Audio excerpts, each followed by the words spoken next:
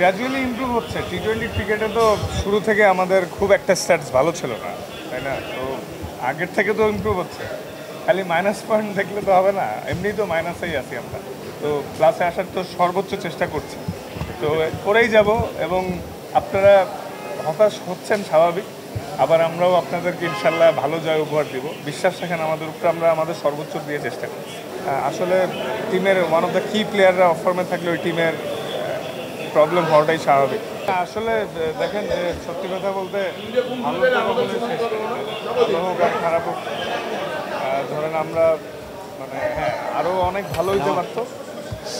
Specially মানে দেখেন last ম্যাচটা আমরা সবাই একটু ডিসঅ্যাপয়েন্টেড হয়েছি। আমরা জেতার চেষ্টাই করেছিলাম প্রথমে 12 ওভারের মধ্যে, পরে যখন মানে আমরা বুঝতে পারলাম 12 ওভার আসলে চেস করা পসিবল না, তখন নর্মালি ট্রাই করছিল সবাই, তাও জিততে পারিনি। বাট হ্যাঁ, পজিটিভ সাইন আছে যে through out the tournament bowling department ভালো করছে। সুপার 8-এ উঠছি সর্বপ্রথম, এবার ওয়ার্ল্ড কাপ টি-20 ওয়ার্ল্ড কাপে আমরা 3টা জয় পেয়েছি। তো মানে পজিটিভ আছে, বাট নেগেটিভের সংখ্যাটা একটু বেশি। কিন্তু আসলে সবার মধ্যে আমরাও একটু হতাশ, এক্সপেকটেশন অনুযায়ী ভালো হয়। আল্লাহর মধ্যে সামনে আরও ভালো, ভালো তো শেষ নাই। সুদবিহীন ব্যাংকিংয়ে আত্মশুদ্ধির পথ এনআরবিসি ব্যাংকের ইসলামিক ব্যাংকিং আল আমিন। আর ব্যাটিং বিপর্যয় যেটা আসলে টু বি অনেস্ট, ওয়ার্ল্ড কাপের ফার্স্ট রাউন্ডে ইউএসএতে যখন খেলা হয়েছে তখন কিন্তু ব্যাটসম্যানদের ফেভার বেশ কম ছিল। আপনারা যদি স্ট্যাটস চেক করেন, অন্যান্য দেশের ব্যাটসম্যান বড় বড় টিমরাও স্ট্রাগল করছে, ওখানে বলারদের একটু অ্যাডভান্টেজ ছিল। সো ওয়েস্ট ইন্ডিজে যাওয়ার পর হয়তো কিছুটা বেটার উইকেটে খেলছি আমরা, কিন্তু তাও আসলে এত লম্বা মানে কখনোই আমি ক্রিকেট খেলার পরে বাংলাদেশ টিমের হয়ে লাস্ট 10 বছর ধরে প্রায় খেলতেছি, তো কখনোই এরকম লম্বা ব্যাটিংয়ে ব্যাট টাইম দেখিনি। আশা করি এটা খুব দ্রুতই কেটে উঠবে ইনশাল্লাহ।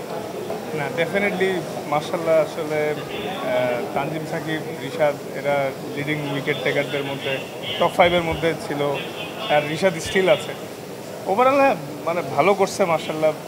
এটা খুবই পজিটিভ সাইন যে আমাদের মানে বাংলাদেশ থেকে অনেক ফিউচার স্টাররা উঠে আসবে, এবং তাদেরকে মানে অলরেডি ওয়ার্ল্ডকে বোঝানো হয়েছে যে আমাদের সবার মধ্যে ডিফারেন্ট অ্যাবিলিটি আছে।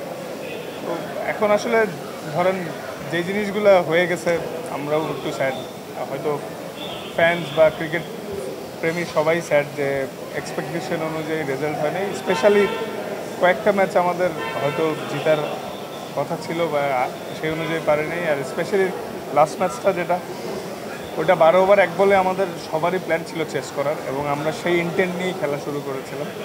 একটা পর্যায়ে যায় যখন দেখলাম যে মনে হচ্ছে আর হবে না 12 ওভারের চেস, তখন আসলে নর্মালি জেতার চেষ্টা করা এই প্ল্যানটা আসছিল। তারপর ওটাও ট্রাই করে আমরা পারিনি আনফর্চুনেটলি, কিন্তু আমি কী করার।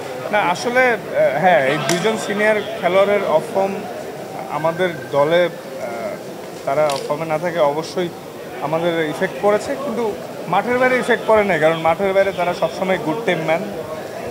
আল্লাহর রহমতে এই যে 47 দিনের মতো একসাথে ছিলাম, সবার বিহেভিয়ার খুব ভালো ছিল, সবাই একসাথে ছিলাম। এই অফ দ্য ফিল্ডে সব তো ঠিকই ছিল, কিন্তু আসলে টিমের ওয়ান অফ দ্য কি প্লেয়াররা অফ ফর্মে থাকলে ওই টিমের প্রবলেম হওয়াটাই স্বাভাবিক। বাট আশা করছি সামনে দ্রুত এগুলো সব কাটিয়ে উঠে সামনে ভালো কিছু করবে। গ্র্যাজুয়ালি ইমপ্রুভ হচ্ছে। টি-20 ক্রিকেটে তো শুরু থেকে আমাদের খুব একটা স্ট্যাটস ভালো ছিল না, তাই না? তো আগের থেকে তো ইমপ্রুভ হচ্ছে, খালি মাইনাস পয়েন্ট দেখলে তো হবে না, এমনি তো মাইনাসেই আছি আমরা। তো প্লাসে আসার তো সর্বোচ্চ চেষ্টা করছি, তো করেই যাব। এবং আপনারা হতাশ হচ্ছেন স্বাভাবিক, আবার আমরাও আপনাদেরকে ইনশাল্লাহ ভালো জয় উপহার দিব। বিশ্বাস রাখেন আমাদের উপরে, আমরা আমাদের সর্বোচ্চ দিয়ে চেষ্টা করছি। থ্যাংক ইউ ভাই।